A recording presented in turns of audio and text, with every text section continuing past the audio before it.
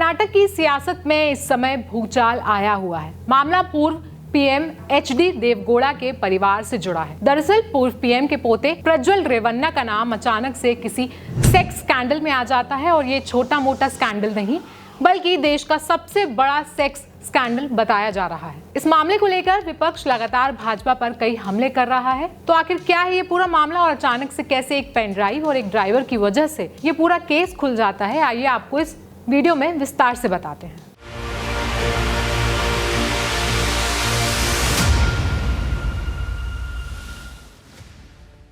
नमस्कार, मैं हूं आयुषी और आप देख रहे हैं जनसत्ता। कर्नाटक की सियासत में जिस कहानी ने इन दिनों भूचाल ला दिया है उसमें एक सफेद पोश पिता पुत्र की जोड़ी, अनगिनत मासूम और बेबस लड़कियां और 2976 अश्लील वीडियो वाली पेन ड्राइव का अहम रोल है। और इस बार निशाने पर खुद एचडी रेवन्ना और उनके बेटे प्रज्वल रेवन्ना है। प्रज्वल पर अपने ही घर में न सिर्फ अनगिनत लड़कियों के साथ यौन शोषण करने बल्कि उनका अश्लील वीडियो बनाकर उन्हें डराने धमकाने जैसे गंभीर आरोप लगे हैं, जिसके बाद प्रज्वल के सारे वीडियोस अब सोशल मीडिया पर जमकर वायरल हो रहे हैं। क्योंकि ये मामला हाई प्रोफाइल है, इसलिए इस मामले में यौन शोषण का शिकार हुई लड़कियों की तादाद अब तक साफ नहीं है, जबकि करीब 3000 से ज्यादा अश्लील वीडियोस सामने आ चुके हैं। जिसके बाद राज्य सरकार ने तुरंत एक एसआईटी का गठन करके मामले की तफ्तीश शुरू कर दी है, लेकिन इस केस का मास्टरमाइंड पहले ही देश छोड़कर फरार हो चुका है।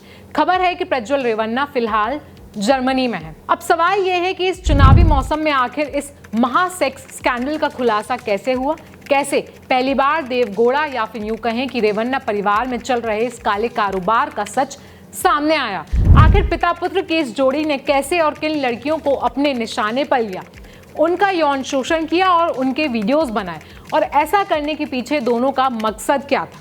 तो इस पूरी कहानी को समझने के लिए हम आपको ले चलते हैं 10 रोज पीछे। इस मामले की परतें 20 अप्रैल को खुलती हैं, जब दूसरे चरण की वोटिंग के लिए महज 5 दिन रह जाते हैं और ऐसे में प्रज्वल अपने चुनाव प्रचार में व्यस्त रहते हैं। इसी बीच व्हाट्सएप पर प्रज्वल का एक आपत्तिजनक वीडियो वायरल होता है और देखते ही देखते वो पूरे कर्नाटक में फैल जाता है। लेकिन इस सब के बावजूद भी प्रज्वल जनता से वोट मांगने में लगे रहते हैं। यहाँ गौर करने वाली बात यह है कि जैसे ही हासन में वोटिंग खत्म होती है उसके बाद ही प्रज्वल तुरंत जर्मनी के लिए निकल जाते हैं। बता दें कि इस केस में फिलहाल प्रज्वल और उनके पिता के खिलाफ उनके घर में काम करने वाली महिला ने केस दर्ज कराया है। इस मामले में एक और नाम सामने आया है, वो है कार्तिक गौड़ा, जो रेवन्ना परिवार का पुराना ड्राइवर हुआ करता था। कार्तिक करीब 15 साल से रेवन्ना परिवार में काम करता था, लेकिन रिश्ते खराब होने के कारण उसने वहां नौकरी छोड़ दी।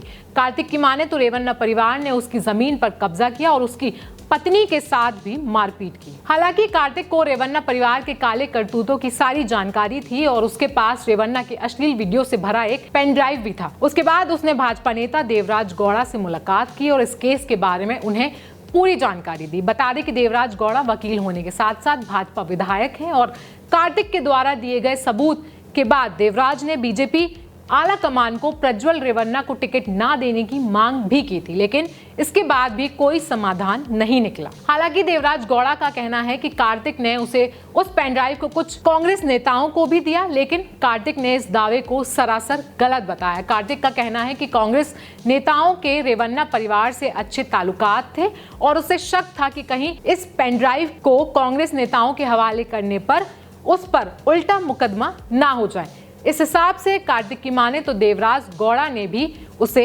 धोखा दिया। बता दें कि 2023 में भी ऐसा ही मामला सामने आया था, जब प्रज्वल ने अदालत में दस्तक दी थी और कहा था कि कुछ फेक वीडियोस की वजह से उनकी छवि खराब करने की कोशिश की जा रही है। इसके बाद कोर्ट ने ऐसे वीडियोस और तस्वीरों को शेयर करने पर रोक लगा दी थी। पुलिस सूत्रों की माने तो रेवन्ना की शिकार लड़कियों और महिलाओं में ज्यादातर वैसी लड़कियां शामिल हैं जो किसी राजनीतिक महत्वाकांक्षा या फिर अपने किसी काम को लेकर उनसे मिलने आया करती थी।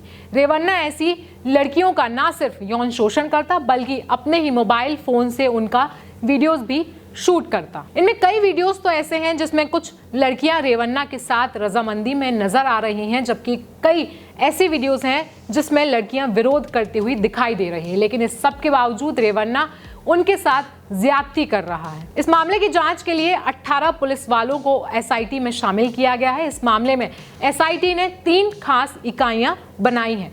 मैसूर की एसपी सीमा लटकर की अगुवाई में गठित पहली टीम यौन उत्पीड़न के एंगल से मामले की जांच करेगी। एसपी सुमन डी पन्नाकर की अगुवाई की दूसरी टीम मामले में सामने आए वीडियो और पेन ड्राइव का एनालिसिस करेगी। वहीं मामले में सबूतों के तकनीकी पहलू की जांच के लिए एक टेक्निकल टीम का भी गठन किया गया है। तो ये था पूरा रेवन्ना सेक्स स्कैंडल। कैसा लगा आपको ये वीडियो, हमें कमेंट सेक्शन में जरूर बताएं। बाकी देश और दुनिया की खबरों के लिए देखते रहें जनसत्ता। धन्यवाद।